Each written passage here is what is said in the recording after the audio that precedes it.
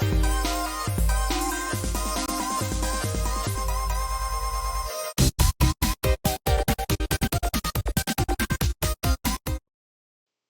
everybody, and welcome to Comics from the Future. I'm Andy. I'm Matt. We're here with Infinity Flux Comics out of Chattanooga, Tennessee. This is our big show where we show you some of the biggest and best books that you can pre-order by this weekend. So head on over to infinityflux.net where you can follow along, pick out all the goodness you want, and it will be ready for you when these books arrive in a few weeks. But you gotta first find out, what are these books we're so jazzed about.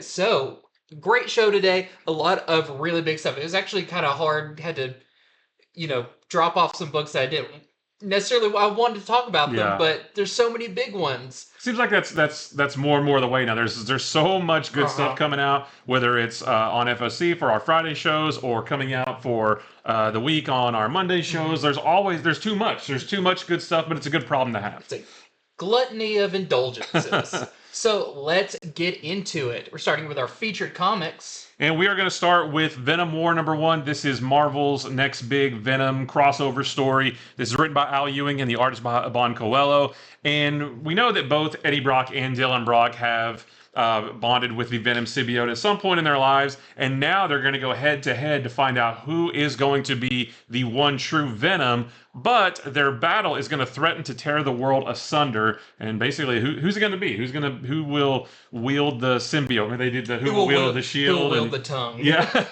that's weird. But so a big Venom story coming out. So if you're a big Venom symbiote fan, be sure to check this one out. So we have our A cover right here. We have a Clayton Crane Venom horse variant. If you liked the Venom 3 trailer and liked the Venom horse, this was the one for you. There's a Chris Giarrusso variant. There is a that's funny. There's a David Baldeon foil variant. That's going to be a cool foil cover. There's a John Todd Christopher negative space variant. There was a Philip Tan Team Dylan connecting variant, and then a Philip Tam Team Eddie connecting variant. And now those two will butt up next to each other. There's a Rose Besh cover, and of course you can't have a #1 without a Scotty Young cover with just funny dialogue. I can't quite see what that says here, but I love Venom with the Spider-Man floaty. I like how they also have the little squiggle, the kind of almost Deadpool's mask where he has the little hangy bit on the back of his head. They have that. Those are great. Okay, next up we have our next installment of the X-Men From the Ashes books. We're really starting to build out this roster of new books we're going to be having. This is NYX #1. It's interesting, when the old NYX books was the first appearance of X-23, and she is back in this one as well. So this is going to be by Colin Kelly and Jackson Lansing with art by Francesco Mortarino. And they kind of preface it by being like, this isn't the X-Men. This is just the mutants living. They don't say just living. It sounds bad. This is the mutants living past the end of their world. I like the idea that it's this is just the mutants living. Yeah. That's it. Day in the life. Yep. Now this is them, I'm guessing this is not going to be as much of a team, but the mutants kind of how do they exist now in the world post Krakoa and all of that. And so we've got Anole, we've got Wolverine, Laura Kinney, we've got Prodigy, Sophie Cuckoo, and Miss Marvel, all kind of figuring out what this world is for kind of a younger set of mutants. So it sounds really cool. I'm excited about it. It says, there's going to be threats coming from underground and from every direction. A new evil is brewing. So this is kind of, I feel like, one of the first ones. We have X-Men, Uncanny X-Men, all of those. We pretty much know. This feels kind of a new template for the X books. Yeah. Kind of maybe a not slice of life, but a young adult coming of age, maybe a little bit with this. So I'm excited about it to check it out and see what this new pseudo X book is going to be all about. So we've got our A cover right here. We have an Art Germ variant. We have a logo variant. We have this really nice Villalobos variant. I like her Wolverine jacket. Yeah. We've got a Roge Antonio variant. And we have a Todd Knock Window Shades variant. That's been going on for a couple of years now. I was going to say, I love that they're still going on with these because they've been out there for so long. This is a big builder. Yeah. Next is Dark Knights of Steel Allwinter #1. This is the next DC Elseworlds book after they revisited that whole concept with the Gotham by Gaslight Kryptonian Age. This is the next one of those, and this is a return to the Dark Knights of Steel universe, which I absolutely loved.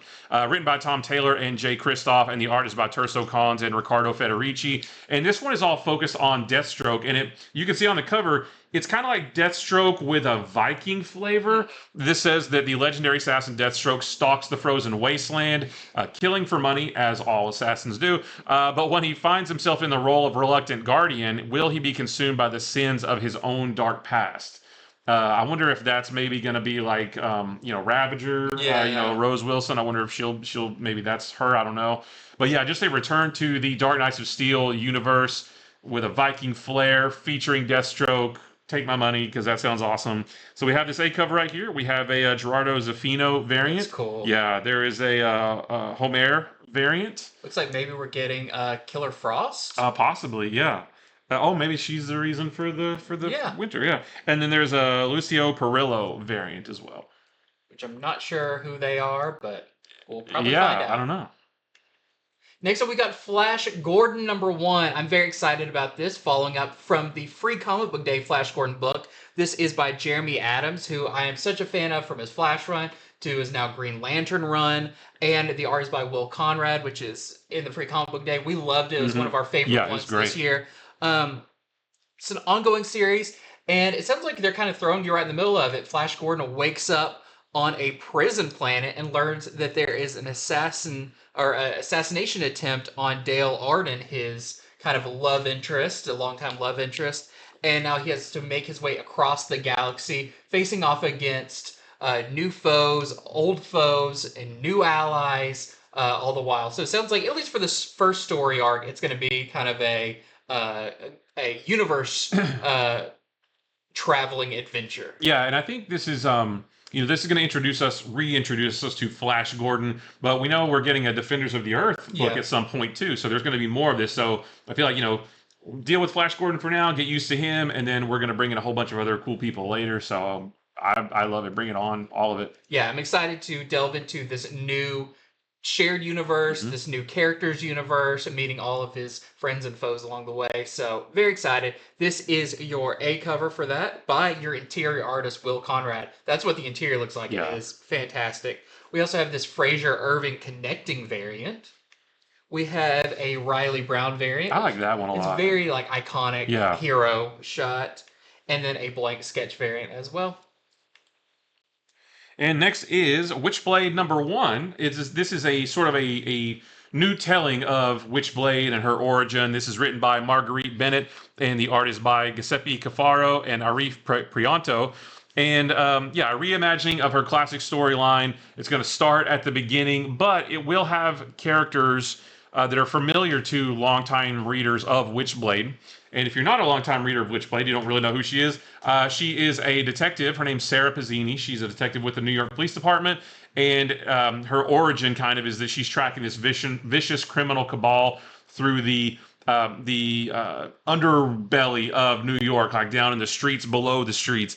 And she's going to find an ancient power that transforms her into something wild and magnificent and beyond her darkest imagining. So there's a lot of supernatural stuff to it, if you don't know.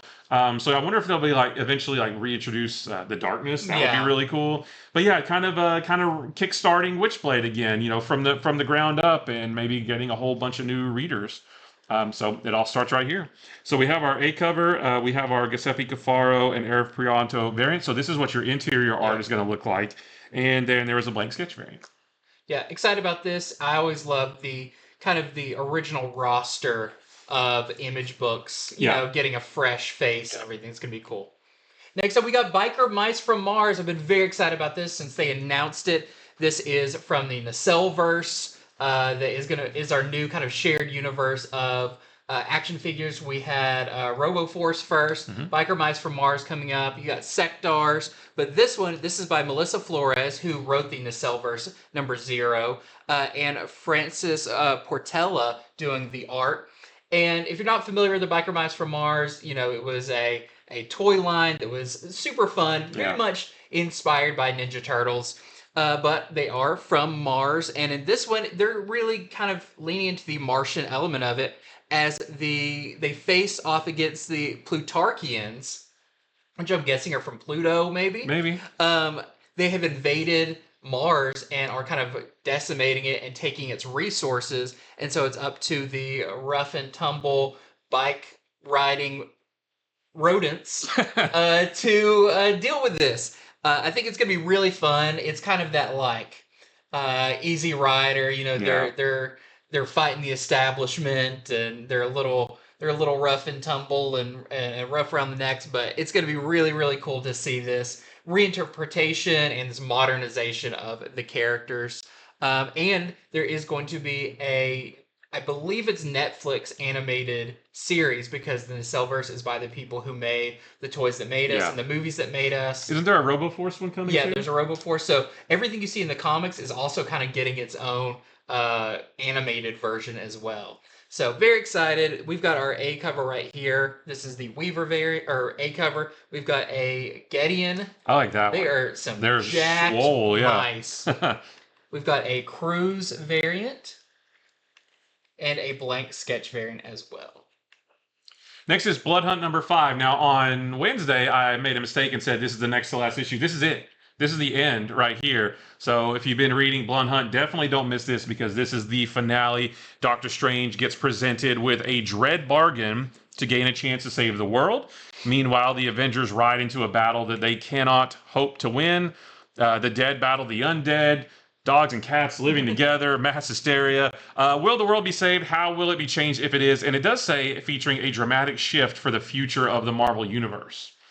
We do know some of the stuff coming after this with like the new Blood Hunter series. Yeah. Looks like Miles Morales is still going to be a vampire. Yeah. There's some interesting ramifications that lead off of this. Yeah, there's going to be some things that linger for a while for sure. So again, this is the last issue. Definitely don't miss it. This is our A cover. We have a David Baldeon the Fangs variant like we've been doing. There's a Mahmoud Asrar variant. There is a Peach Momoko variant, and then there is also the red band version featuring probably one extra page and a few bloodier panels and that kind of thing. And we do know this. I mean, apparently the red band version has been doing really well for them because the upcoming Wolverine book is getting a red band version, and the upcoming Blade series they're doing right. Yeah, that's is going to have red band. So it's a new thing Marvel's trying out, and I know at least for our store, these red band ones are by far the sellers. Yeah. So very excited for to wrap this up the series and see what's next. Mm-hmm. Next up, the Powerpuff Girls. I'm so excited about this. I grew up watching the Powerpuff Girls, and they are making their way back to comics. So this is going to be by Kelly Thompson and Paulina Genechow. And it says a new take and kind of a new reimagining, but I don't think it's going to be too far off of the original style and tone of the series. But not a whole lot of extra information about this. You can see on the cover, we're going to be getting our classic villains, Mojo Jojo, the Amoeba Boys, Fuzzy Lumpkins. You're going to have, I think on one of the covers has him. We're going to be getting all the classics, and I can't wait. Yeah. Seems like the theme for this week is reimaginings. You got Powerpuff Girls, Biker Mice from Mars, Witchblade. They're bringing a lot of stuff back. Yeah. Blowing the dust off. Yeah, making them nice and shiny. So I know Powerpuff Girls has a long time following, and I can't wait to see it now continue in comic book form. So we've got our A cover right here. That is by your interior artist. We also have this Romero variant. This is the one I'm going to get. This is the Darbo variant with him on there, which is awesome, and Bubbles was always my favorite. We also have a Baldari variant. See, it looks like whether it's a kind of a reimagining or a retake or whatever, style guide wise, they're on point. Yes, they still look the same. They still look the same. And there is also a Romero foil variant as well. Next up, we got other number ones because there was a lot on this week's. Plus, there's so many good things. There's even some things on here that aren't number ones, but we had to mention them anyway. We had to. So we're going to start with a new book from Magma Comics. This is Greaser Gemini Blues number 1. This is written by Derek Robinson. Robertson, and the art is by Stephen B. Jones. And this is set in the future. It's about a guy named Buddy. You can see him on the cover here. He's a greaser, a mechanic who survives by doing repairs on spacecraft of the aliens that moved in decades ago, and they are known as the Gemini. He lives a quiet life. In his spare time, he works on his dream car using salvage parts and things like that. But his quiet life is about to get interrupted when a ruthless motorcycle gang leaves behind precious cargo in his yard, and they will do anything that they need to do in order to get it back. So it sounds like he's going to get mixed up. Maybe they shouldn't have left it there. Yeah, they should have. Yeah, why is it in his yard? Finders keepers, right? Yeah. But yeah, so Magma Comics has been putting out some really awesome books, and this sounds like another one. So we have our A cover right here, and then we have a B cover by Robertson. Next up, we got Superman number 16. So like we said, they're not all number ones, but they're still important enough we wanted to mention because this is an Absolute Power tie-in. And from what we know from the preview pages, Superman pretty much gets hit almost the hardest, as his bulletproof skin does not work like it's supposed to. It sounds like in this one that he's kind of down and out, and will have to go on a dangerous mission to the magic realm with Zatanna. So I wonder if it's almost like the only way they can cure him is maybe go to a magic realm and get cured, or... Yeah, well, he gets shot through the heart, and somebody's to blame, and they give up. No, but he gets shot through the heart in Absolute Power number 1, and maybe, like, they have to, like, maybe it's like a Doctor Strange and Blood Hunt thing, where his, like, soul goes, and his body is still being tended to. Yeah, and I think it's interesting, too. We know that, like, yes, this is a very, like, Batman, Superman, and Wonder Woman themed storyline, but a lot of the characters are also being kind of taken off the table because we know there's going to be more characters coming in that aren't your big three going to be on here. So we're going to find out more about what Superman is up to. For sure. And next week starts Absolute Power. We have Absolute Power Ground Zero, which is the launching point of this whole thing. Andy's got it right here. So we'll be talking about this on Monday. And also Green Arrow number 13 comes out next week, which is the first tie-in. He's doing some stuff for Amanda Waller. We know Green Lantern is going to tie in. So yeah, like you said, some other heroes. So it all starts next week. We're going to cover all of it starting next Monday. And then this is another I'm also really excited about this one because Jamal Campbell is back on. Yes. Who kind of kicked off all of this. Fantastic art. You can see his cover right here. Can't wait for that. Plus, Zatanna is one of my favorite characters. So this is going to be fantastic. We have a Zatanna book coming out next week too, the Black Label book. So we'll be talking about it on Monday as well. So we've got our A cover right here. We also have this Zerdy variant. Everybody wants to draw Zatanna. She's just the coolest. I love the classic Superman back there. That's so cool. The classic S. The weird shield that had little bumps in it. Yep. We've got a Frank Cho variant. Which, I mean, you see that and you're like, I'm not impressed. Superman can just do that for himself. Where's the magic, right? He's just doing it. We have this fantastic Villalobos variant, and I love this. I love her shoes on this one. They just like stand out like... Yeah. Either that or they forgot to color them. Yeah, either way, it looks good. Yeah, it looks good. And we've got, of course, our Jose Luis Garcia Lopez Artist Spotlight Wraparound variant, which, if you're going to get any of them, Superman, style guide Superman is so classic. I'm getting all of these because they're just, that's my childhood right there. Well, sticking with Absolute Power, we have Wonder Woman number 11, which is taking a bit of a pause from the Sovereign storyline that we've been running through since the beginning of this, because this is an Absolute Power tie-in as well. And in this one, Wonder Woman comes face-to-face with Amanda Waller's Amazo robot that wants to take her powers. So, it looked like we saw that on the cover of the Superman book, and now she's dealing with that as well. We know that the Absolute Power Team 7 miniseries, each issue of that is going to focus on one of the different Amazo robots, so we'll see that here. So just if you're trying to get all the tie-ins, don't miss this one. This is our A cover. We have a Julian Totino Tedesco variant, and that's what she wears after she gets depowered. They all have like different suits that they wear. There's a Tony Daniel variant, which looks very classic, and then another one of the Jose Luis Garcia Lopez style guide variants.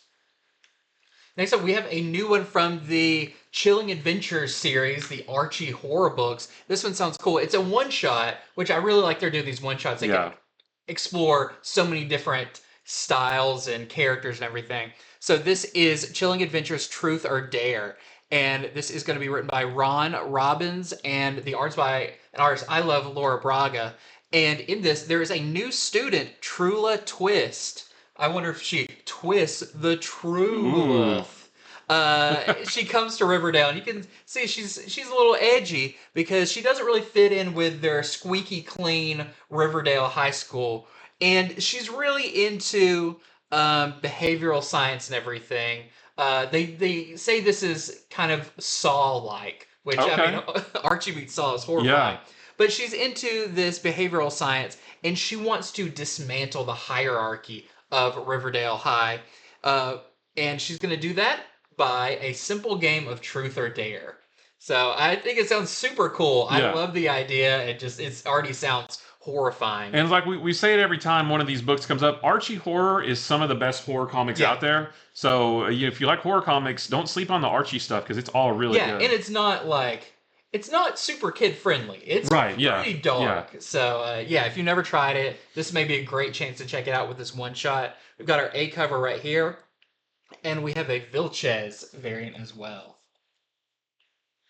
And next is Marvel Zero #1, and really what this is this is just a collection of Marvel's gold label free comic book day books. So if you missed out on the free comic book day books, they're all collected in here. You get a preview of the Ultimates, you get a preview of Blood Hunt, which we're several issues in now, but it's still there. And we get a preview of the return of Green Goblin in the pages of Amazing Spider-Man, which we're in the middle of too.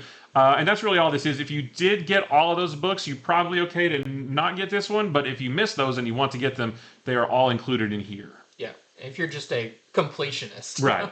And that's our A cover. Are the other variants in here? All the variants are incentives. So this is just the one cover. This is just the one cover, okay.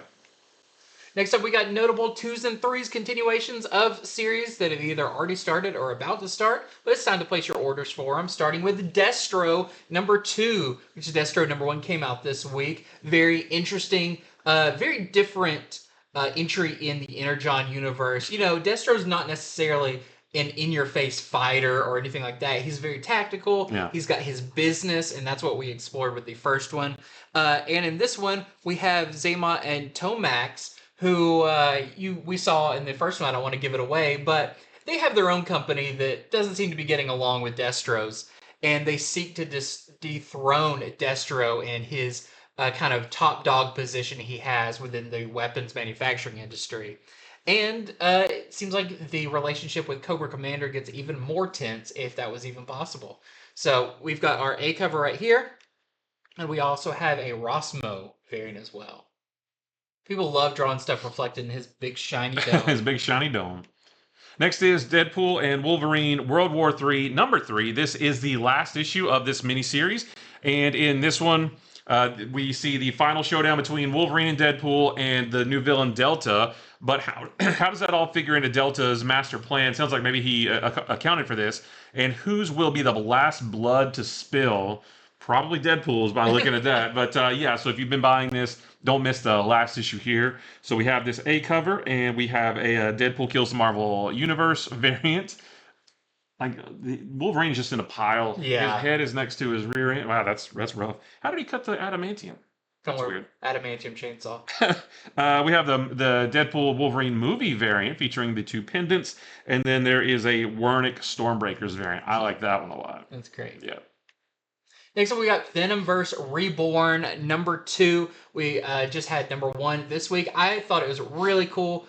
We just got to talk to Benjamin Percy this morning about his story in there, which I informed him that I found highly disturbing, but it was in a good great, way. Yeah. Getting his take on his horror Venom story. And it's continuing here with a couple of new stories. So we have our first story, which is Venom, who is born in the age of Vikings. And you could see a little bit of him back there, and you'll see him a bit more on one of the variants. That's going to be by Philip Kennedy Johnson. There's also a story by Adam Warren bringing back the Venom from Venom the End, which was a very trippy space story. Is that this one? Yes. He's got the dots on his chest. It had a lot to do with like kind of floral stuff, and it was really interesting. And then if you're wondering, what's that little Venom on there doing? There is a story by Chris Geruso, brings us the mini Marvels version of a Venom story. And so he did that cover we saw earlier for Venom War. Oh yeah. That was really cute. So that is that character. And we've got some great variants for this. So this is our A cover. We have our Lionel Francis Yu variant.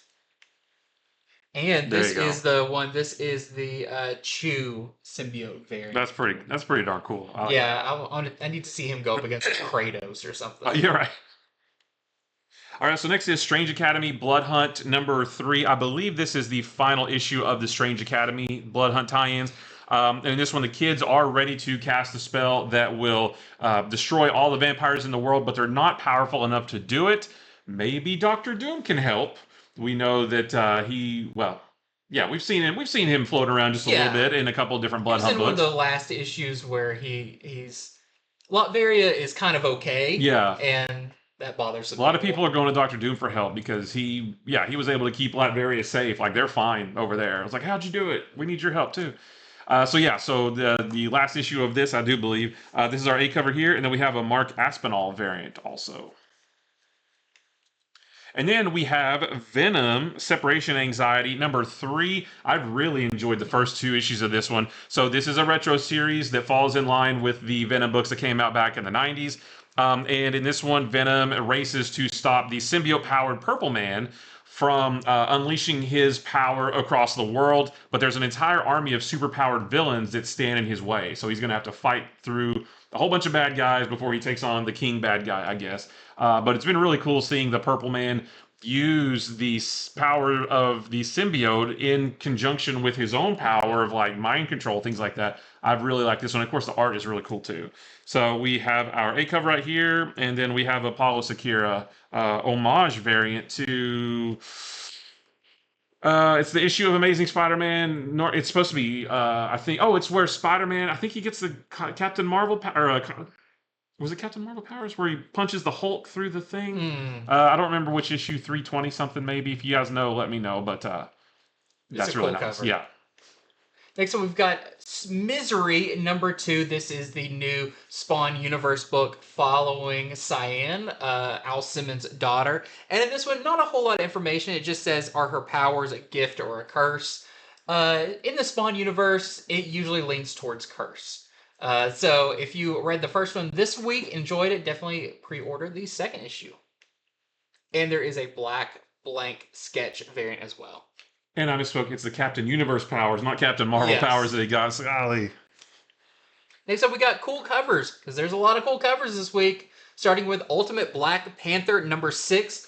I don't know if y'all have seen the cover for an upcoming Black Panther. It looks like this is going some very interesting places. Things are going to get really weird in a good way in Ultimate Black Panther. Even this cover, I don't know anything. I haven't read it. Don't know anything other than what they tell us. Black Panther taps into a dangerous power. He faces Ra and Khonshu. And he has a new, it's a new resource he's tapping into. And all I know is on the cover, he looks very Doctor Strange-like. Mm-hmm. Even the chest symbol, all of that, the pose. So I'm really interested to see the direction this Black Panther is going to be going. So this is our A cover for that. And we also have the Boss Logic variant, which is super cool. And he's got a little glow to him there. And this is the Masafara variant as well. Very shiny. Next is Wolverine Blood Hunt number 4, and I believe this is the last of these tie-ins for Wolverine. Sense if there's the last issue of Blood Hunt, then all of these are wrapping up. Yeah, we are getting near the end of that. So this just says Wolverine, Lord of the Vampires? ? And Alyssa takes her place as the Queen of the Vampires with Logan as her king, because it did say that his healing factor is kind of overtaxed, so maybe he's not able to heal from the vampire transformation anymore. So yeah, a Wolverine vampire, that sounds pretty cool. Yeah. So we'll have to see how it all wraps up. So this is our A cover, and there's a Nick Bradshaw variant with Maverick. Yeah. Next up, we got Annihilation 2099. This is the variant for that, the Ken Lashley variant. And this one, we are going to see Silver Surfer 2099 go up against Mephisto. Okay. Which, he's not Mephisto 2099, because he's just kind of immortal, so it's the same one just later on. But I really like the Silver Surfer with this crazy fire hair. It's almost like Ghost Rider Silver Surfer, kind of. So this is the kind of classic homage frame variant for that one. Or kind of like maybe like Fire Lord. I think it does mention that maybe Silver Surfer was the herald for Mephisto in this. Oh, So I don't know, but I'm interesting. very interested in this Annihilation Yeah. 2099.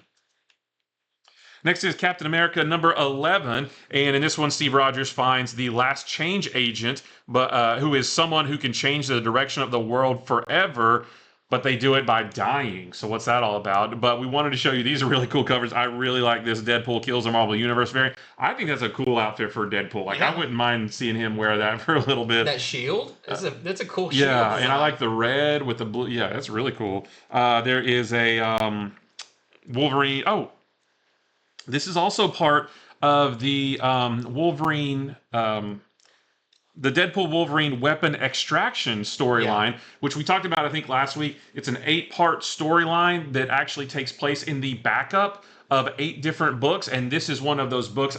I didn't say anything in the solicitation, I don't think, about it. So I'm not sure if this is this. I think this is part 2 of that. I'm guessing we're getting maybe one a week. Yeah, so if you're gonna try, if you want to get all of that stuff, definitely check this issue out because this will be in the backup. So there's a variant for that, and then there is a Humberto Ramos Marvel Comics Presents variant. And you made the observation that it looks like maybe they haven't filled in the comic that he's reading yet. Yeah, so he's just right now reading something he bought the blank sketch variant for or something. Right. But there's been a lot of these of characters reading comics. Yeah. It kind of felt like it was around the Thor storyline and everything. It's weird because these have all been filled in at the bottom, so why have they not got that one yet? He's just imagining his own book. Right. Next up, we've got Vengeance of the Moon Knight number 7. Just want to show this really cool cover. This is the Alien cover because they're doing that new Avengers versus Aliens. And this is also a Blood Hunt tie-in, which I think we're getting the first part of this. Is that next week? The Blood Hunt tie-in for Vengeance? Yes. Okay. Yes. So that's going to have a couple of issues tying into it as well, which makes sense because they're pretty big characters in it. This is Batman Superman World's Finest number 29, both of our favorite books on the stands. This is the final part of the Impossible story arc with all the fifth dimensional imps. And I believe it's the first appearance of Doom-Mite.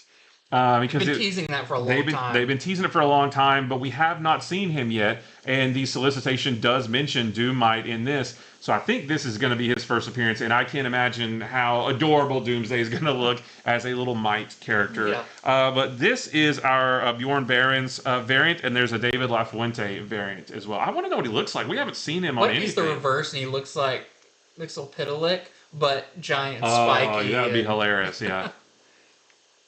Next up, we've got Batman Brave and the Bold number 15. We haven't talked about this book for a little while. It's kind of changed its format to be almost more closely to an old school Brave and the Bold book with different team-ups in it and everything. And in this one, we're getting a Deadman teamed up with Nightwing story. Also, there's one, it doesn't say who he's teamed up with, but a Booster Gold story that sounds really cool, where he tries to get people to agree on the perfect timeline, which is easier said than done. This is our Kari Randolph variant for it, and there's also this really great Dan Hip variant, which has the Jurassic League. He's got a Jurassic League shirt on. Maybe that's his idea of a perfect timeline. Everybody else is like, you're crazy. He's like, not no, that one. Imagine we're all dinosaurs. Right.